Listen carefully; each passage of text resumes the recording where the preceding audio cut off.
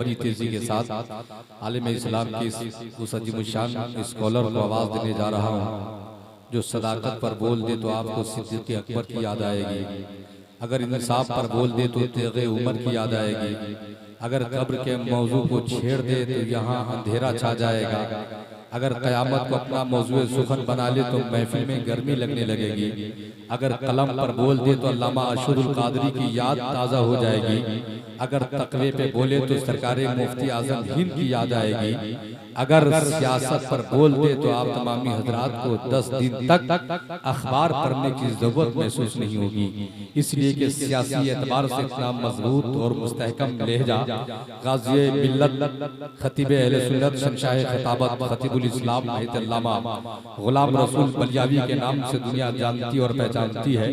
आइए बड़ी तेजी के साथ हजरत का इस्तकबाल नारे तकबीर और रिसालत से कर लिया जाए। आप लोग अदब एहतराम के साथ बैठ जाएं क्योंकि अब गाज़ी मिल्लत तशरीफ ला रहे हैं।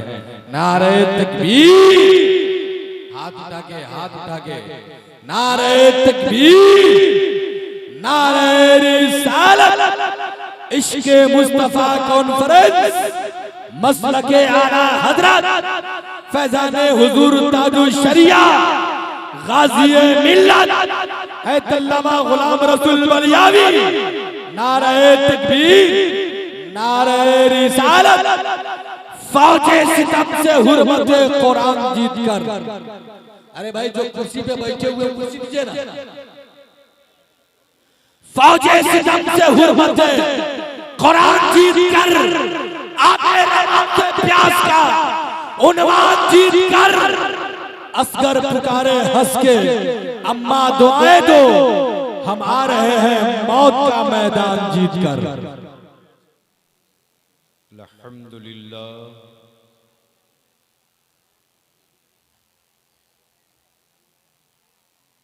अल्हम्दुलिल्लाहि रब्बिल आलमीन वल आक़िबतु लिल मुत्तक़ीन वस्सलातु वस्सलामु अला सय्यदिल मुरसलीन व अला आलिहि व सहबिहि अजमईन, अम्मा बाद। फ़अऊज़ु बिल्लाहि मिनश शैतानिर रजीम, बिस्मिल्लाहिर रहमानिर रहीम।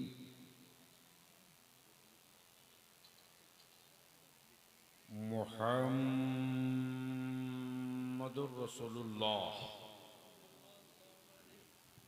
सदक़ल्लाह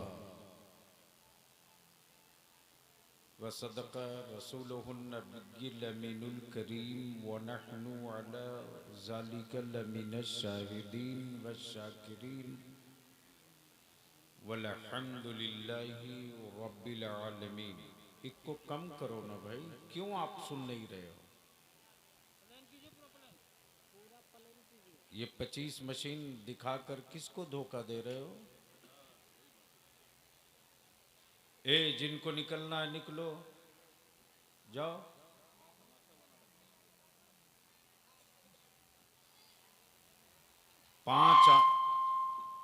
अरे उसको भगाओ यहां से। माइक वाले ने किसी ऐसे ही है, ट्रैक्टर चलाने वाले को दे देता है, जहाज उड़ा दो। 5 आदमी हो, 5 आदमी हो। ए आप जलसे में आए हो? हाँ हाँ, मेरी तरफ दिखाओ उसको। हजरत थोड़ा सा किनारे, थोड़ा आइए ना। बिगड़े हुए जिन्नातों को मैं ठीक कर देता हूँ, तो इंसान है। सामाईन हज़रात, ये प्रोग्राम आप सुन्नी बरेलवी नेटवर्क की जानिब से समाप्त कर रहे हैं। 5 हो आशिक़े रसूल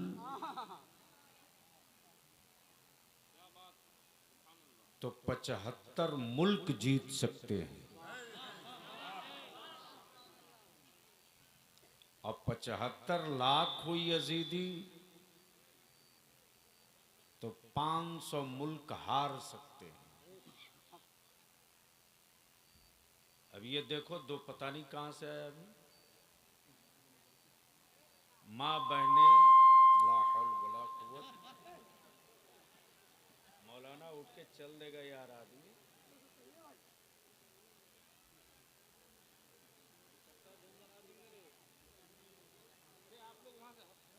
वो उसकी खोपड़ी पर उतने लोग सवार हैं, वो करेगा क्या?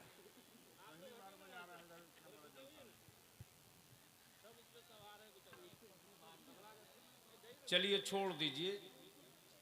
अरे भैया जब कोई नहीं है तो चाय वाले से ही काम चला रहा भारत में।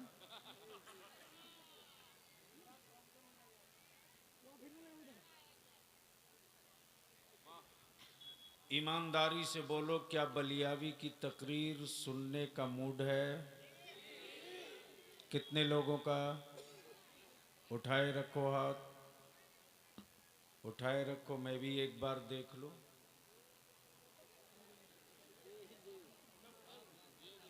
ये वाला नहीं, मुट्ठी बांध के, पूरी ताकत से मुट्ठी बांध के। किसी का हाथ नीचे नहीं होना चाहिए, पूरी ताकत से मुट्ठी बांध के। अब बीच में कोई मेरे मुस्तफ़ा का आशिक हो तो खड़ा होके इतना जोर का नारा ठोक दे कि अगल बगल गलती से कोई यजीदों का रिश्तेदार घर आग ले लिया हो तो मकान खाली कर दे। हाथ उठा के जवाब दे।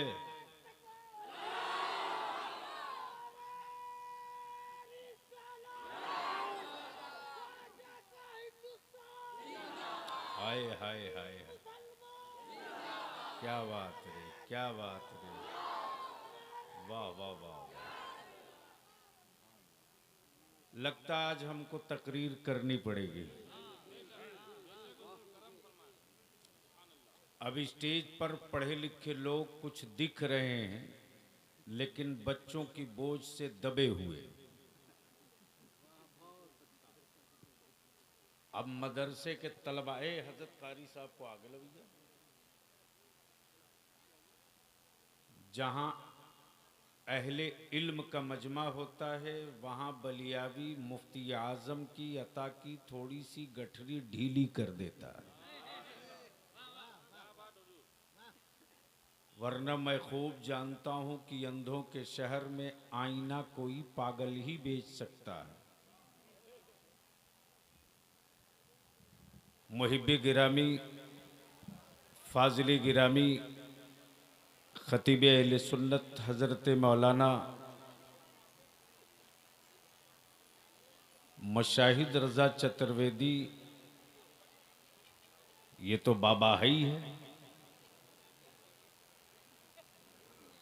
पता नहीं कैसा कैसा जिन्नात मेरे पीछे भी लगा दिए, वरना इस वक्त बलियावी बहुत कम महीने में 2-4 जलसा, वो भी मसलक के ज़रूरत के तहत। मैं जानता हूं कि जलसों की उम्र और जलसों का मेयार क्या रह गया है। जितना वक्त हम सफ़र में बर्बाद करें उससे बेहतर है कि हम अदारे शरिया में अपने मसलक का कुछ काम करें। मैं जानता हूं कि अच्छी हवेलियों से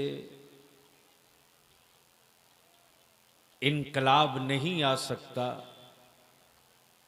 लेकिन चंद बोरिया नशीन सर जोड़कर बैठ जाएं तो उसी में कोई हुजूर हाफिज़े मिल्लत पैदा हो सकता है। मैं जानता हूं कि 75,000 तलवारें भांजने वाले एक जख्म का ऑपरेशन नहीं कर सकते, लेकिन मुफ्ती आजम का एक फतवा पूरे मुल्क का तख्ता पलट सकता है। अब अहले इल्म हो तो बलियावी गुफ्तगू करें। चंद मिनटों में मैंने कई घंटे की तकरीर कर दी, तो अब सुनने का मूड हो गया है तो सारा मजमा जी लगाकर नबी और आले नबी की बारगाह में दरूद का तोहफा पेश करे।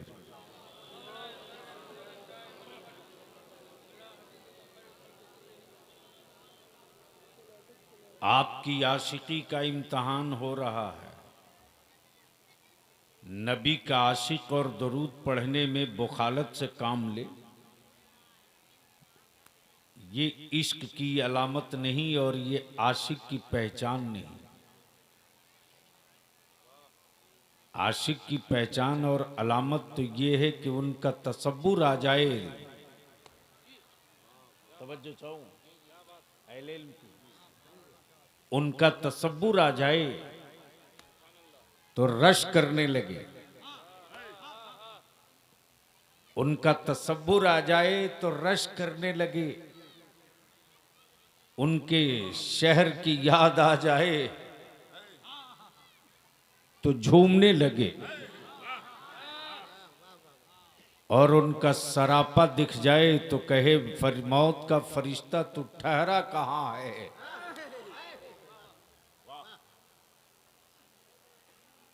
तो आशिक हो तो लगे कि लगे भी और दिखे भी। बावाज़े बुलंद नबी और आले नबी की बारगाह में दरूद का तोहफा। अल्लाहुम्मा सल्ली अला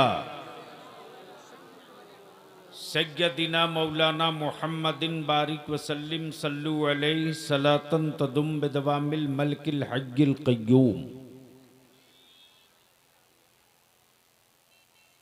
इश्क और आशिकी ये दोनों आसान नहीं है। इश्क कुर्बानी मांगती, आशिकी ईसार मांगता है। इश्क में दौलत व सरवत की कीमत नहीं होती।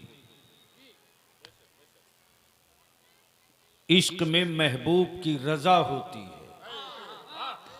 तवज्जो चाहूं, अहले स्टेज की तवज्जो चाहूं।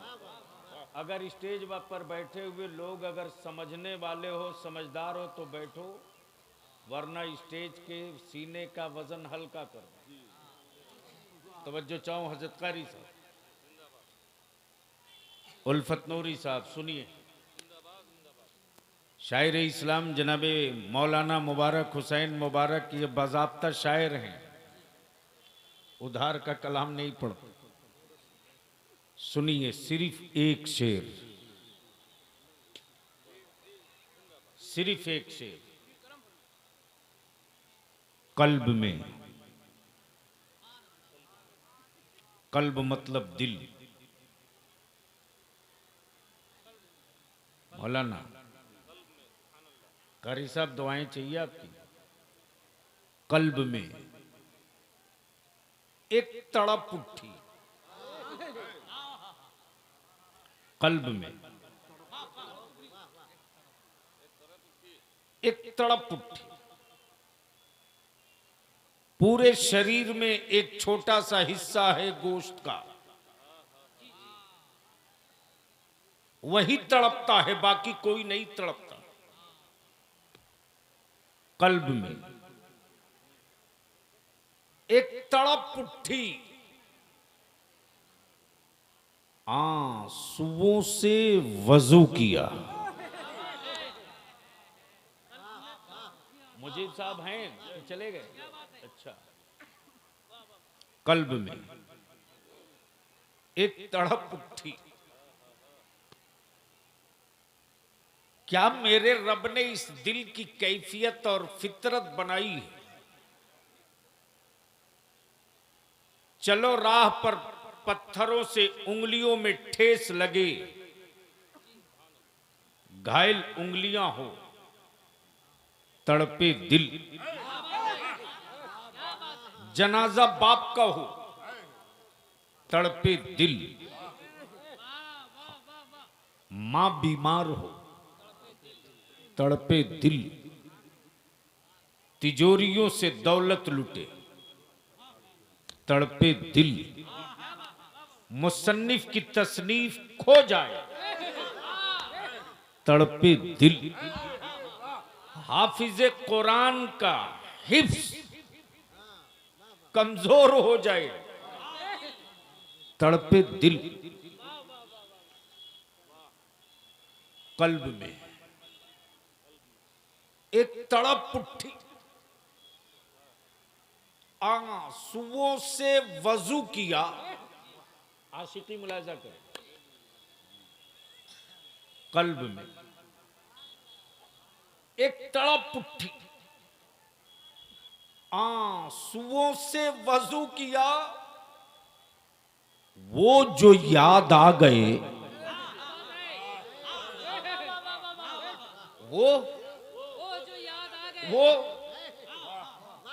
वो जो याद आ गए, अपनी नमाज हो गई।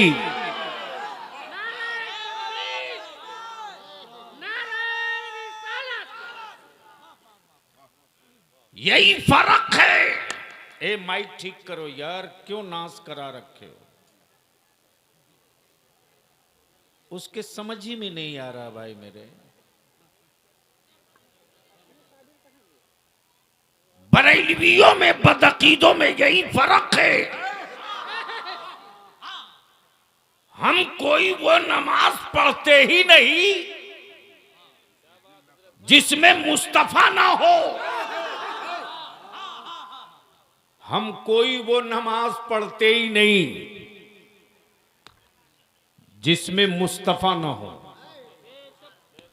और रब ने कोई नमाज ऐसी दी ही नहीं जिसमें उसका महबूब ना हो।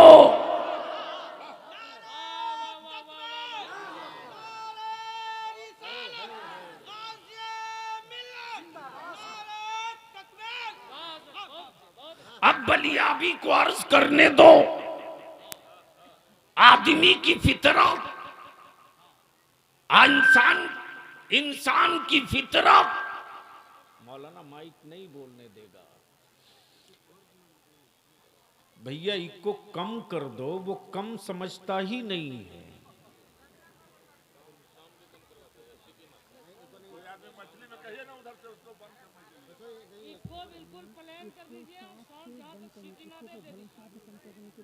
हेलो हेलो, ठीक है, बस बस बस। मैं क्या कह रहा था, कोई याद दिला दे। झूम के बोल लो, सुनोगे तो मूड में आओ। ऐसे नहीं, आगे से लेकर पीछे तक बोलो, निकाह नहीं टूटेगा। जोर से तवज्जो चाहूं, तवज्जो चाहूं। ए स्टेज पर विजुअल बनाने वाला, चेहरे पर दाढ़ी भी नहीं रखे, स्टेज पर बैठने का भूत सवार है।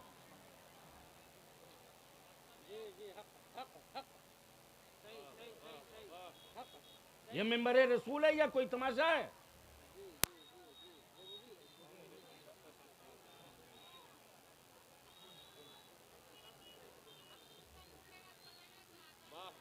बोल लीजिए झूम कर। तवज्जो चाहूं, मैं क्या कह रहा था। वो नमाज रब ने दी ही नहीं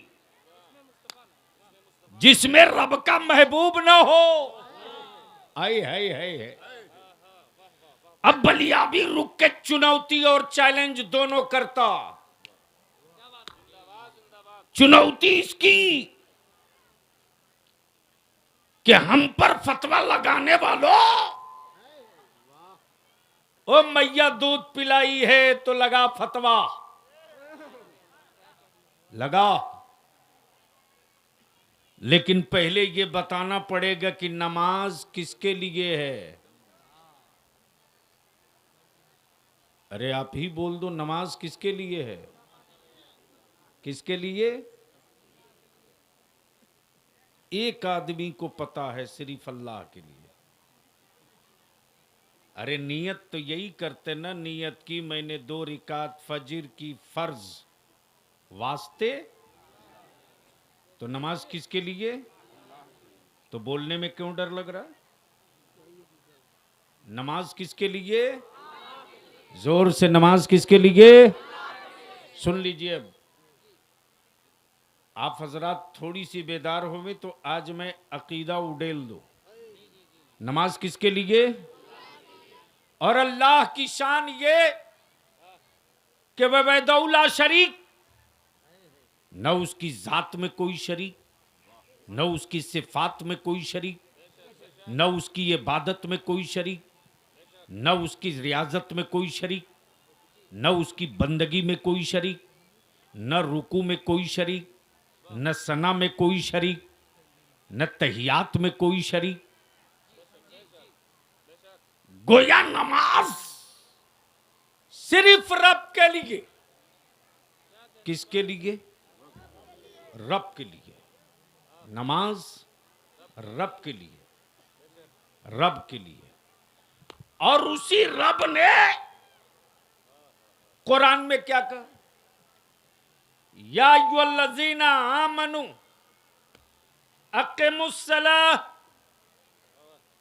ए ईमान वालों नमाज कायम करो। इतने ही कहा, कैसे करो, कहां करो, करो तो मुंह किधर हो, करो तो क्या क्या करो, ये नहीं बताया। बल्कि रब ने फरमाया महबूब नमाज मेरी होगी, अदा तेरी होगी। हबीब नमाज मेरी होगी, अदा तेरी होगी। महबूब तुम जिधर घूम जाओगे वही किबला हो जाएगा। हबीब तुम जिधर घूम जाओगे वही किबला हो जाएगा। महबूब तुम जहां हाथ बांध दोगे वही नमाज का तरीका हो जाएगा। हबीब तुम जो पढ़ दोगे वही नमाज की तकमील का रास्ता हो जाएगा।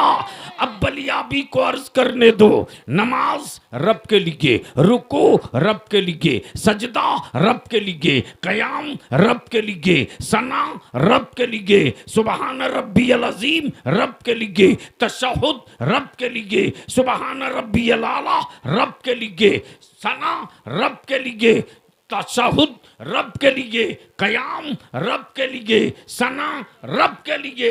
ए अल्लाह तू वहदहुला शरीक, तेरी इबादत में किसी को शरीक नहीं किया जाएगा।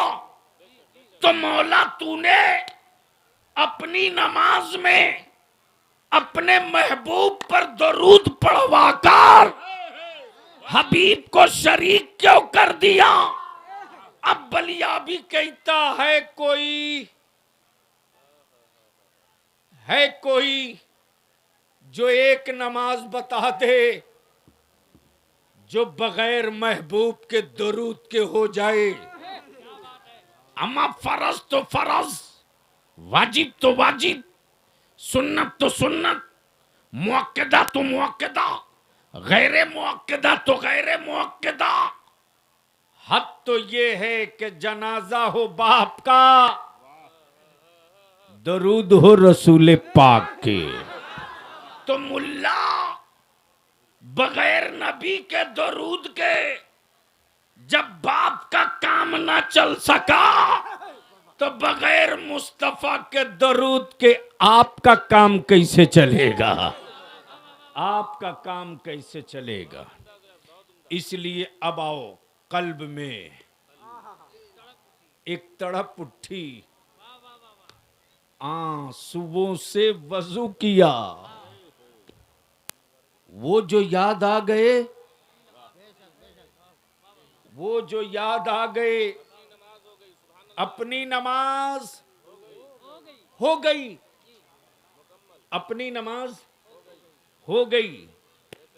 आशिकी बहुत आसान नहीं, और बलियाबी पूरी हिस्ट्री और तारीख पढ़ने के बाद यही कहता है, इंडिया का पागल हो या अमेरिका का लुटेरा हो या ऑस्ट्रेलिया का जनखा हो या बांग्लादेश का आवारा हो, कहीं का कुतवा हो या कुतिया हो, हमें इससे कोई फर्क नहीं पड़ता। मैंने मान लिया, मेरा छप्पर है तोड़ दोगे, मेरी कोठी है तोड़ दोगे, मेरी ईंटों पर बुलडोजर चला दोगे, लेकिन इतनी बात याद रखना, इस्लाम इस्लाम और इस्लाम के मानने वाले, इस्लाम और इस्लाम के मानने वाले आर्मी के लोग नहीं है, बीएसएफ वाले नहीं है, बीएसएफ वाले नहीं है, आर्मी के लोग नहीं है, बिहार रेजिमेंट के लोग नहीं है, पंजाब रेजिमेंट के लोग नहीं है, बल्कि इस्लाम के मानने वाले इस्लाम आर्मी का मजहब नहीं, आशिकी का मजहब है। आशिकी का तब बलिया भी कहता, बद्र में शहीद हुए, नबी से मुआवजा नहीं मांगा। ओहद में गर्दनें कटी, मुआवजा नहीं मांगा। करबला में खानदान लूटा, मुआवजा नहीं मांगा। और दुनिया में कहीं भी इस्लाम पर जाने लुटती है तो न मुफ्ती से मुआवजा मांगे, न हुकूमत से मुआवजा मांगे, न कंट्री से मुआवजा मांगे, न उसके बदले नौकरी मांगे। इसलिए कि आशिकों को यकीन और एतमाद है कि मेरे लहू की लाली मिट्टी पर गिरी है, लेकिन निशान तो जन्नतुल फिरदौस में बना है, निशान तो जन्नतुल फिरदौस में बना है। और जब खंजर के करीब गला पहुंचता, कयामत के दिन जब एक जत्था चादर ताने सोए होगा, कयामत में लोग कहेंगे, मौला ये कौन लोग हैं, ये कौन लोग हैं जिनको कयामत की धूप का एहसास नहीं, जहां जमीन आग उगल रही, इस तपिश का कोई एहसास नहीं, ये कौन लोग हैं।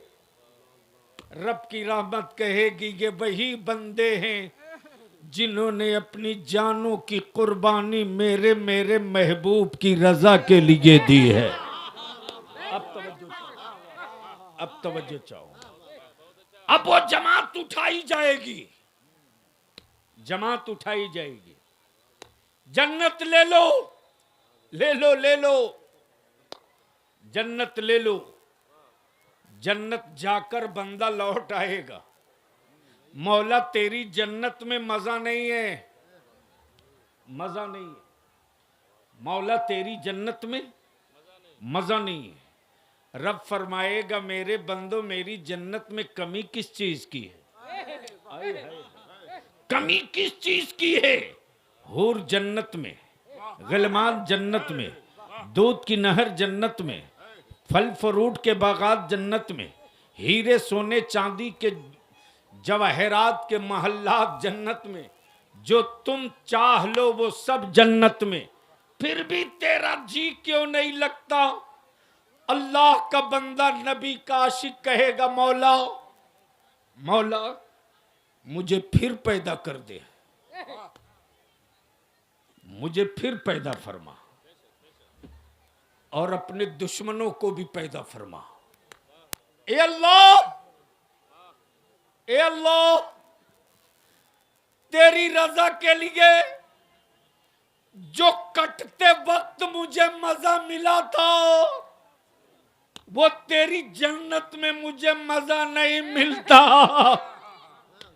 मौला मुझे वो जिंदगी फिर अता कर दे, वो काटते रहे, मैं कटते रहूं, वो दस्तों बाजू उतारते रहे, मैं तड़पते रहूं, वो मेरी गर्दनों पर खंजर मारते रहे, मैं तेरी रजा के लिए कटता रहूं।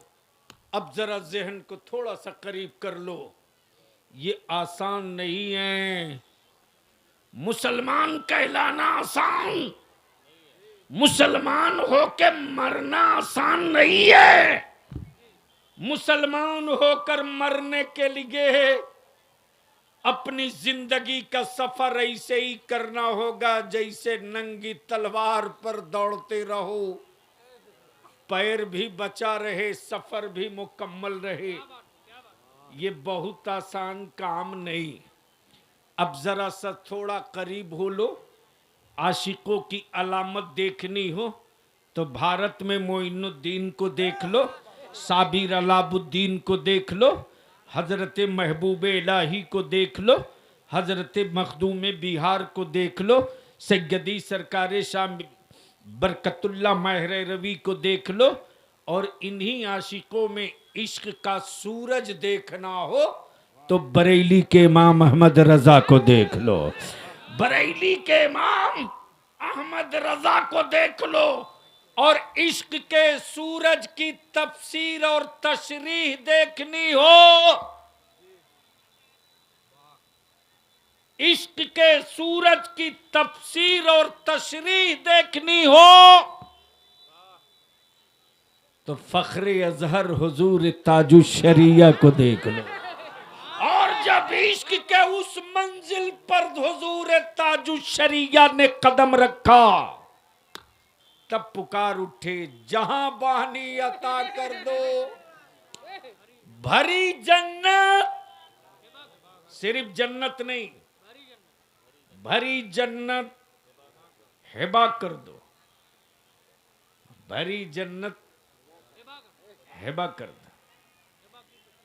नबी मुख्तारे कुल हैं, जिसे जो चाहे अता कर दें। अब जरा सा जग गए हो तो आओ चलो एक आशिक का सफर दिखाता हूं। आशिक का नाम है सैयदना इमाम मालिक। क्या? इमाम मालिक। नींद में नहीं, हम भी चिट्ठी लिखेंगे भारत के प्रधानमंत्री को कि भाइयों बहनों बोलने में आपको तकलीफ होती है, एक माई कितना अच्छा है। कौन गांव है? हनुमान नगर। जाहिर सी बात है उनकी पूजा भी आप करते हैं, उसी जगह है वो। तो हनुमान नगर वाले माइक पर एक बार भाषण दे लीजिए, 6 महीना के लिए भारत सुकून से रहेगा। झूम के बोल लो। मैं समझ रहा हूं गर्मी में परेशान हो, लेकिन बोल लो जोर से, जोर से। मैं क्या अर्ज कर रहा था? एक आशिक, नाम इमाम मालिक। ये मौलाना नहीं है, इमाम है इमाम। ये जो 4 मुसल्ले हैं ना, हनफी, शाफई, मालिकी, हम्बली, उसी 4 में एक मुसल्ले के इमाम सैयदना इमाम मालिक।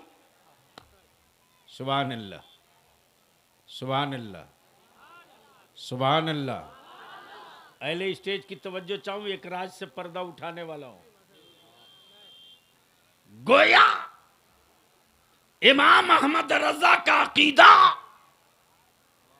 कोई नया अकीदा नहीं है, बल्कि आज जो इमाम अहमद रजा ने किया है वे इमाम मालिक कर चुके हैं। वो इमाम मालिक कर चुके हैं। सैयदना इमाम मालिक चले हज को, हज को।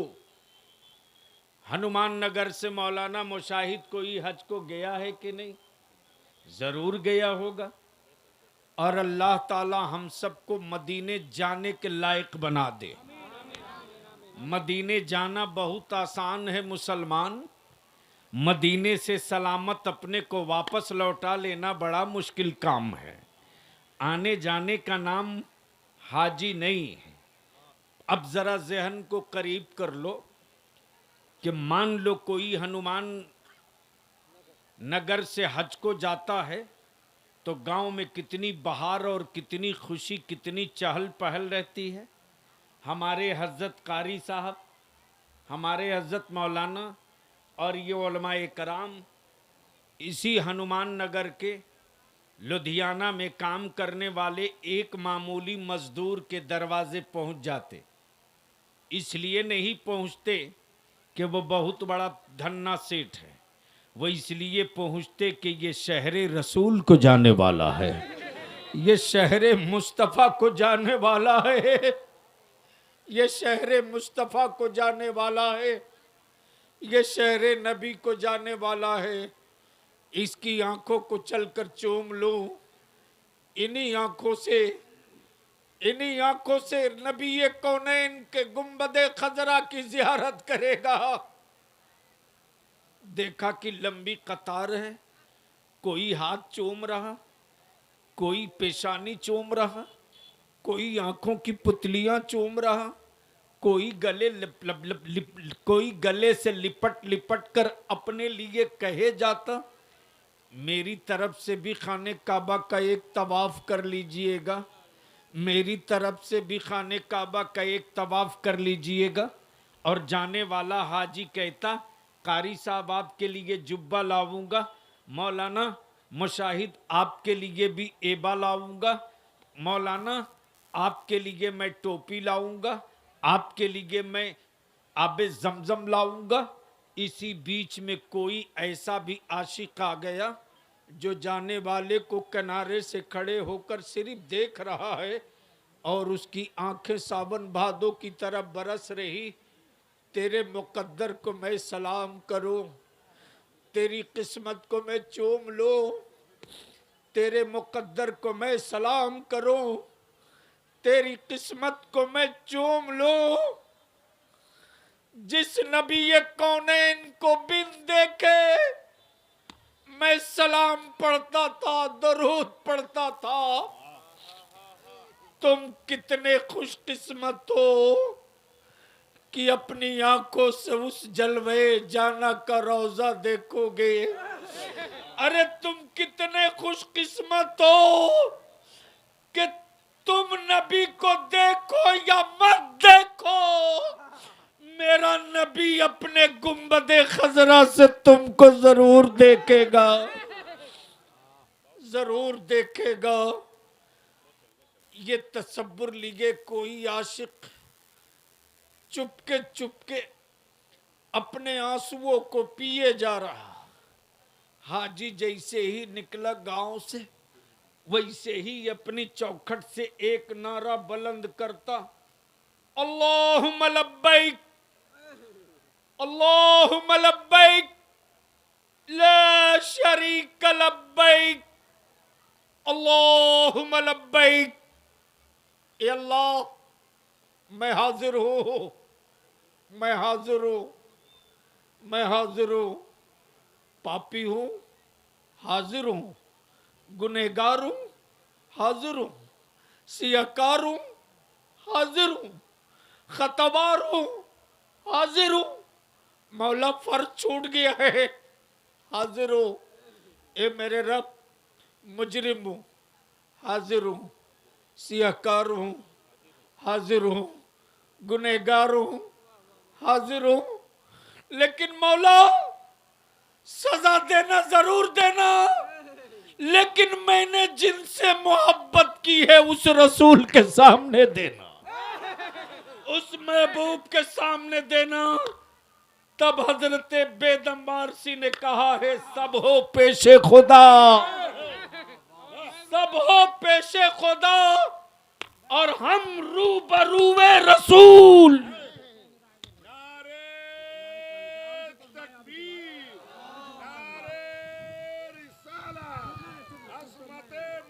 हेलो, अल्लामा गुलाम रसूल बलियाबी साहब किबला, नारे तकबीर, नारे रिसालत।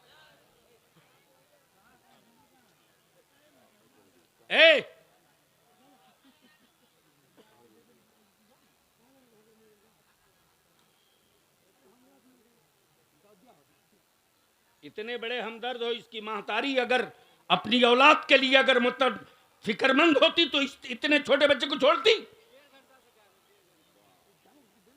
1.5 घंटे से गायब है और तुम ठिका लेकर घूम रहे हो। जिसने पैदा किया उसके मां बाप को उसकी अपनी औलाद की फिक्र नहीं, तुमको फिक्र है।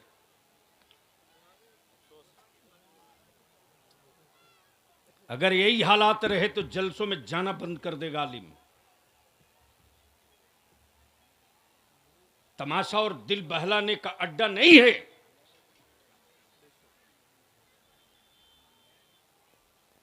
दरूद शरीफ पढ़ लो।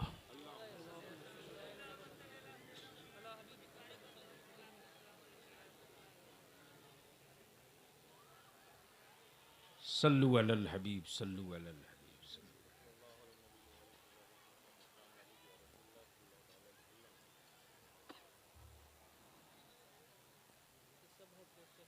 सब हो पेशे खुदा, ए अल्लाह मैं गुनहगार जरूर हूं लेकिन बागी नहीं हूं मौला, बागी नहीं हूं। अदालतों से उन्हीं का बेल रिजेक्ट होता जो बगावत करते, उनका बेल रिजेक्ट नहीं होता जो हर तारीख पे हाजिरी लगाते रहते। आओ जरा करीब आओ, उसी एक मुसल्ले के मालिक सैयदना इमाम मालिक हज को चले। सुभान अल्लाह, सुभान अल्लाह। जोर से, जोर से। आशिक हो तो आशिकों की तरह जोर से। जो खड़े हैं मेड़ पर बैठे हैं चारों तरफ से आवाज आवे जोर से। सारा मजमा हाथ उठा के एक मर्तबा या रसूल अल्लाह, सारा मजमा एक मर्तबा लब्बैक या रसूल अल्लाह। जोर से बोल, जोर से, लब्बैक या रसूल अल्लाह, लब्बैक या रसूल अल्लाह, लब्बैक या रसूल अल्लाह। मालिक इब्ने दीनार हज के लिए चले हैं। ये वो इमाम मालिक जिनकी किताबें सैकड़ों ऊंटों पे लदी रहती हो, वह इमाम मालिक जैसे ही हरम पाक के करीब, हदूदे हरम के करीब आते, इमाम मालिक की कैफियत बदल चुकी है। पैरों से चप्पल गायब, बीच रास्ते में चलना छोड़ दिए। कभी दाएं, कभी बाएं, कभी उंगलियों के बल, कभी पंजों के बल।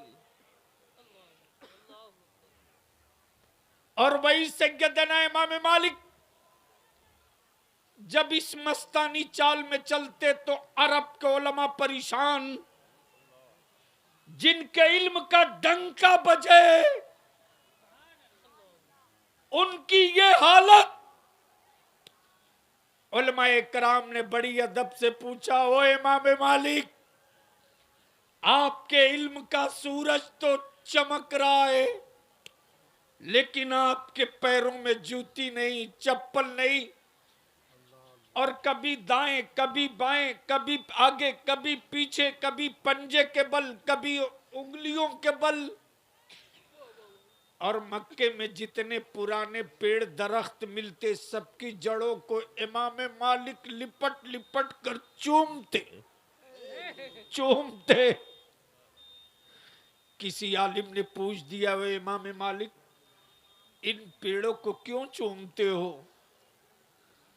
सैयदना इमाम मालिक कहते कि मैंने किताबों में पढ़ा है, मैंने किताबों में पढ़ा है, इन्हीं पेड़ और बागात के नीचे रहमत आलम का बचपना गुजरा है। इन पेड़ों को इसलिए चूमता हो कि पता नहीं किस दरख्त के नीचे मेरे मुस्तफा तशरीफ फरमा रहे हो, इसलिए चूमता हूं। सैयदना इमाम मालिक जब मदीने तैयबा पहुंचे तो कैफियत और बदल गई, और बदल गई। जितनी पुरानी दीवारें मिलती उन दीवारों को इमाम मालिक पकड़ लेते, लिपट जाते और लिपट लिपट कर खूब रोते।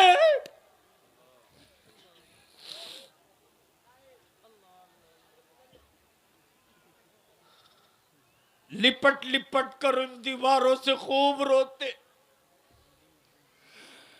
ये मिट्टी की गुंगी दीवारों, तुम मालिक से अच्छे हो, तुम इमाम मालिक से बहुत अच्छी हो।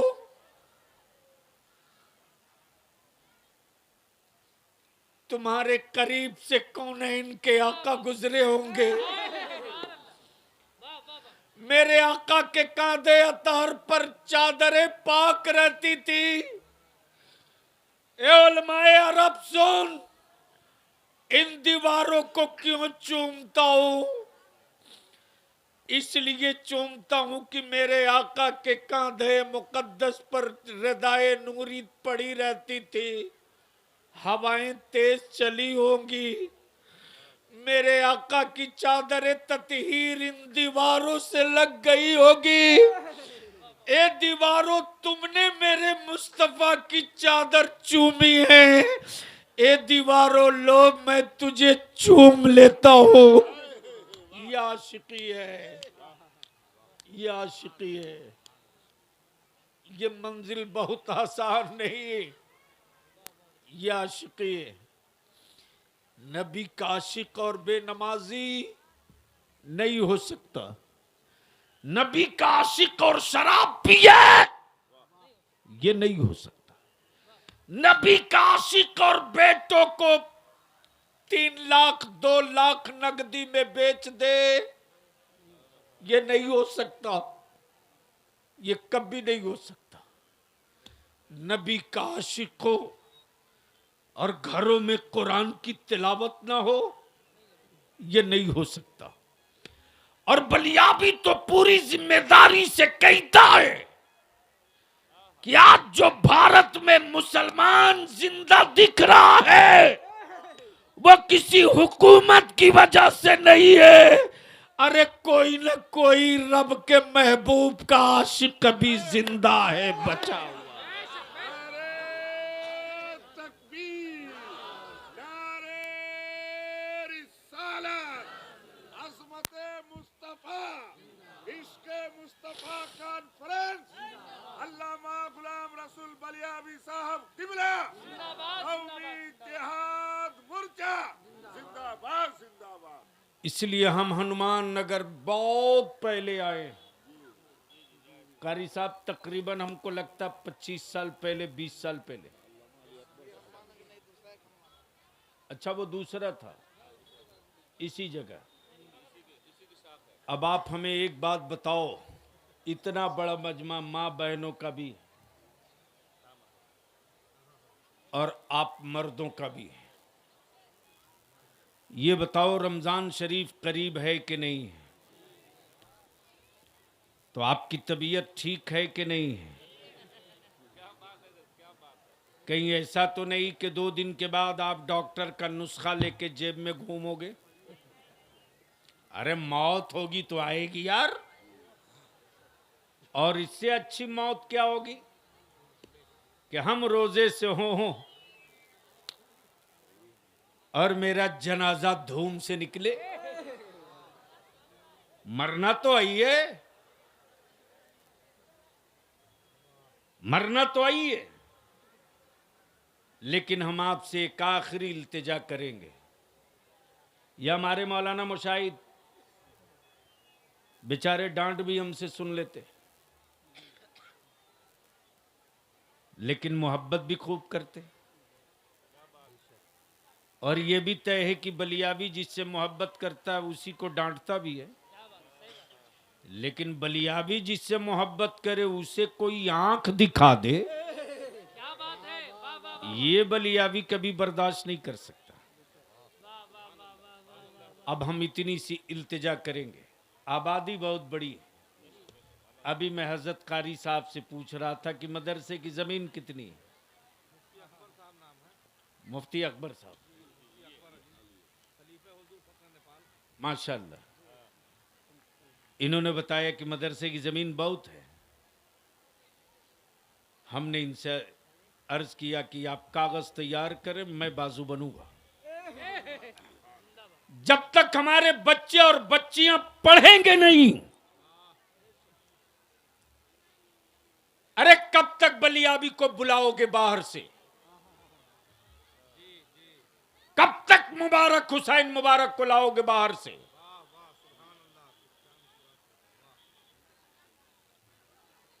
कुआं इसीलिए खोदा जाता है कि सिर्फ खानदान पानी न पिए, पूरा इंसान पानी पिए। गमलों में फूल तो लगा सकते हो, गेहूं और धान की खेती नहीं कर सकते। खानदान की परवरिश के लिए खेत में खेती करनी पड़ेगी। ये कॉन्फ्रेंस और ये जलसे रोज होते हैं, होते रहेंगे, लेकिन इसका असर सुबह तक क्या शाम तक भी नहीं दिखता। लेकिन मैं आपसे विनती और अपील करूंगा, तेरे बलियावी को रोज लोगों ने आंखें दिखाई है, मैंने बहुतों की आंखें देखी भी है, लेकिन बलियावी की सेहत पर किसी की आंख का कोई असर नहीं चलने वाला। इसलिए कि जिस बलियावी ने हुजूर ताजुशरिया की आंखें देख ली हो, वो किसी आंख की परवाह भी नहीं करता। जिस बलियावी ने रईसुल कलम की निगाहे मोहब्बत और उल्फत वाली आंख देखी हो, हिम्मत और जसारत वाली आंख देखी हो, वो बलियावी किसी जल्लाद की आंखों की परवाह भी नहीं करता। आज अल्हम्दुलिल्लाह तेरे बलियावी के पास सिर्फ एक चीज की कमी है, और वो अफसरों की कमी है। अफसरों की, अफसरों की। मौलाना राजनीति में एक से एक लोग आए, वीर गए। मैं जानता हूं कि गधे की सवारी करने वाले सीजन में ढेर लोग आते जाते, लेकिन बलियावी ने जो बिहार के मदरसा मुल्हका मदरसे को हैसियत दिला दी, वो शायद बहुत आसान नहीं था। उन लोगों की हुकूमत से ले लेना जिनको मुसलमान बोरे में भर के वोट दिया है। बात जब छिड़ गई है तो सुनो, बिहार मदरसा बोर्ड का सनद सर्टिफिकेट कॉलेज, स्कूल, यूनिवर्सिटी के इक्वल बराबर हो चुका है। अब हमारे मदरसे के पढ़े हुए बच्चे भी पुलिस में भर्ती हो सकते हैं। अब हमारे मदरसे के पढ़े हुए बच्चे भी कलेक्टरिएट में, सेक्रेटेरिएट में बीडीओ और सीओ बन सकते हैं। लेकिन कौन समझाएगा अपनी कौम को? उलमाए कराम भी समझने को तैयार नहीं है। इसलिए कि कल तक ये पढ़ करके हाशिया लगाते थे, अब ये भी बगैर पढ़े सुन के हाशिया लगाने लगे हैं। कुछ लोग कहते बलियावी ने क्या किया है? बलियावी ने सियासत में रहकर पटना जैसे महंगे शहर में 12 कट्ठा जमीन खरीद कर 10 करोड़ की बिल्डिंग बनाकर अहले सुन्नत के हवाले कर दिया।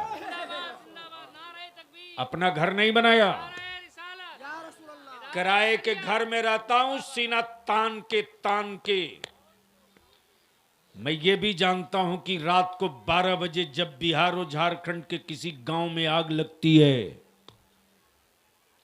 तो उस वक्त गाली देने वालों को बलियावी मजबूरन याद आ ही जाते हैं। लेकिन याद रखना, लीडर मारकर तुम अपनी नस्लों को जिंदा नहीं रख सकते हो, और लीडर पैदा करके अपनी गूंगी औलादों को भी जबान दे सकते हो। कल तक जिनको भैंस के पीठ पर देखा था वो सत्ता के मालिक है, और जो सत्ता के मालिक थे उनके हाथ में भीख का कटोरा है। इसलिए हम अपने लोगों से, आपसे विनती करेंगे। मालूम है आपको कितनी जमीनें हर साल बेच रहे हो आप? उल्फत नूरी साहब, इलाके के लोगों को पता नहीं कि कितनी जमीनें इस इलाके में मुसलमान हर महीने हर साल बेच रहा है। मुझसे पूछो, मैं बता दूंगा। मैं एक एक अंचल, एक एक रजिस्ट्री ऑफिस की खबर मैं रखता हूं, मैं बता दूंगा। सड़कों का जाल बिछ गया है। जो ग्रामीण सड़क थी वो स्टेट हाईवे बन रही। छोटे छोटे खेत वाले, छोटे छोटे जमीन के टुकड़े वाले बाप अपनी गरीब बेटियों के डोला उठाने के लिए जमीन बेच दिए। अब उनकी औलादों के पास जमीन का कोई टुकड़ा नहीं बचा है।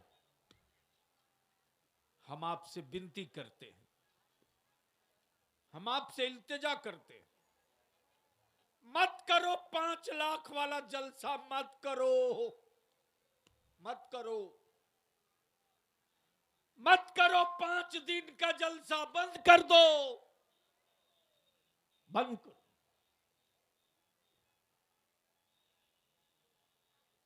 अपने गांव के किसी गरीब बाप की बेटी के निकाह के लिए गरीब बाप की जमीन मत बिकने दो, मत बिकने दो, वरना 20 साल के बाद उसका बच्चा अपने आप को कैसे हिंदुस्तानी साबित करेगा? कहां से प्रूफ देगा? बेटी की शादी के लिए बाप तो जमीन बेच दिया, बेटा कहां से साबित करेगा? कहां से साबित करेगा? इसलिए हम आपसे विनती करेंगे, रहम करो, बंद करो बारात ले जाना, बंद करो, बंद करो कर्ज लेकर के जहेज देना, बंद करो। और हनुमान नगर में नबी के आशिक हो, अगर सच्चे आशिक हो और गैरत वाली मां का दूध पिए हो, तो जलसा खत्म होने के बाद पूरे हनुमान नगर के जवानों की एक मीटिंग करो और मीटिंग करके ये फैसला कर लो कि हमारे गांव में कोई खरीदा हुआ दामाद नहीं आएगा और मेरे गांव की किसी गरीब बाप की बेटी बाप की जमीन बेचकर रुखसत नहीं होगी। बेटी रुखसत करने के लिए ससुराल में हवेली ढूंढने वालों, यही सोचकर तुमने हवेली ढूंढा था ना कि तेरी बेटी वहां सुकून से रहेगी। अरे क्या पता तेरी बेटी ससुराल पहुंचे और तेरे दामाद का इंतकाल हो जाए, क्या गारंटी, क्या गारंटी? इसलिए हम आपसे इल्तिजा करेंगे, ईमान मजबूत करो, निकाह सस्ता करो, निकाह को इतना सस्ता कर दो कि धरती पर गुनाह महंगा हो जाए, इतना सस्ता कर दो। इसलिए हम आखिर में यही विनती और इल्तिजा करेंगे कि बहू लाने के लिए हवेली मत ढूंढो, वो छप्पर तलाश लो जिसमें सैयदा फातिमा की कनीज रहती हो। और बेटी भेजने के लिए हवेली मत तलाश करो, वो खड़हर तलाश लो जिसमें मौला अली का गुलाम रहता हो, और इसी पैसे को बचाओ और बचाकर अपनी औलादों को पढ़ा दो। और पढ़ने वाले मेरे अजीज, झूठ मत बोल के तू मुसलमान था तो फेल कर दिया गया, झूठ मत बोल, बाप को धोखा मत दे। अरे दुनिया में कोई किसी को फेल कर सकता है यार, लेकिन नबी के आशिक को कोई माई का लाल फेल नहीं कर सकता। मेहनत करके पढ़ो तो सही। रात को 3-3 बजे तक तेरे बेटे मोबाइल का डब्बा लेके पड़े रहते। अरे बेटे तो बेटे, ये बेटियां रात को 12 बजे 1 बजे 2-2 बजे तक बेटियां मोबाइल में लगी हैं तो लगी हैं। और माफ करना, ये बेटा और बेटी तो अपनी जगह, हमारे मौलाना हजरत लोग भी अब पीछे नहीं है। इनका भी मोबाइल इमाम साहब का रात को 3 बजे तक चलते रहता है। ऑनलाइन ही हैं। पता चला सुबह फजर के टाइम ऑफ हो गए। माफ कीजिएगा, इस आग ने मेरे बेटे और बेटियों को आवारगी के उस राह पर चढ़ा दिया है जिस राह से वापस लौटना बड़ा मुश्किल दिख रहा है, लेकिन नामुमकिन नहीं दिख रहा। दवा जरूरत के लिए इस्तेमाल हो तो बीमारी खत्म होती है, और दवा अगर शौक से खाई जाए तो अच्छी सेहत को बर्बाद होने से कोई रोक नहीं सकता है। इसलिए जिसका जो इस्तेमाल हो लिमिट और हद में हो। कॉलेज स्कूल में पढ़ने वाले मेरे अजीज, पूरी ताकत और मेहनत से पढ़ो। अल्लाह तबारक व ताला आप सबकी, हम सबकी हाजिरी को कबूल फरमाए।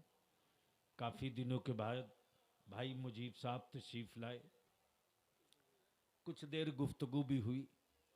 मैंने इनके कंधे पर कुछ जिम्मेदारियां डाली भी है, कुछ डालेंगे भी, लेकिन उसमें सब में आपकी मदद भी चाहिए। जरूर कहूँगा कि दुनिया के लूले लंगड़े को आप बहुत कुछ मान लेते हो, और अपने सेहतमंद को कुछ भी मानने से आखिर घबराते क्यों हो। अल्लाह रब्बुल जलाल गैब से इंतज़ाम और असबाब पैदा फरमा दे। कोरोना की बीमारी में कुछ बढ़ोतरी हो रही है, इसको मजाक मत समझिएगा, मजाक मत समझिएगा। जिन मुल्कों में ये फैल चुका है वहाँ वालों से पूछिए। इसलिए मास्क की पाबंदी भी ज़रूरी है, और बेला वजह घर से निकलकर मस्ती भी बच्चों को मत करने दीजिए, इसलिए कि पता नहीं कौन क्या लावे सटा के चला जाए। बीमारी तो बीमारी है, और कानून की पाबंदी तो कानून की पाबंदी भी है। हमें कभी भी किसी भी कीमत पर न कानून को हाथ में लेना चाहिए, और न ही अपने आप को कहीं मजाक बनना चाहिए, बल्कि कानून की पाबंदियों के साथ अपने मजहब के हर रुकन को अदा करना चाहिए। अल्लाह रब्बुल जलाल अराकीन जलसा की नेक नियति को कबूल फरमाए। यार जिंदा सोहबत बाकी। खुदा हाफिज। अस्सलाम वालेकुम।